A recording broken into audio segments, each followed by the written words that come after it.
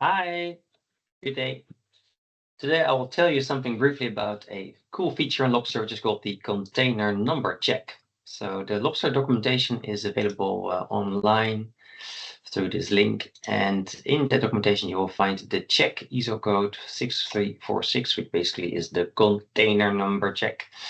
And it's checking, you can see here that if you have this code and you check against it, it will be true. It is ignoring lowercase and it's ignoring spaces. And if you put in a wrong code, clearly this one is wrong, it will give as a reply false. Let's check that. So here we have a picture of the internet. This is the container number, VSLU. U is for freight. Then there's a 6-digit numbers, 114567, and then the check digit is number 5. So we have 675 at the end. So let's see. I will run here my test.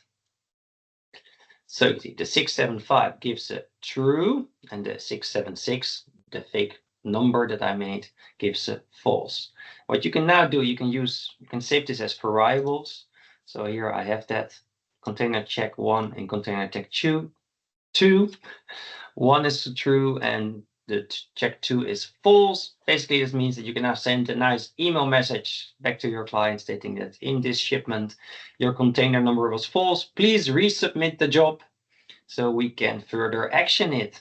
And that way you have fully automated the whole flow. You can also decide to run it to throw an exception. That would basically mean that you would crash the job. Then you still have to contact the client. But let's just show you how that works. And here we go, switch it on, repeat last mapping test. So basically now I've threw the job into exception, and the message that I get is this container number is false. Please request client to resubmit the job. Personally, I prefer to work with the variables. It's just much easier to work with the variables because of the obvious reasons. So switch it back off, back to the variables. Here we go. And these are the variables. And with these, I can send out nice tailored messages, fully automating the job. That's all. Bye.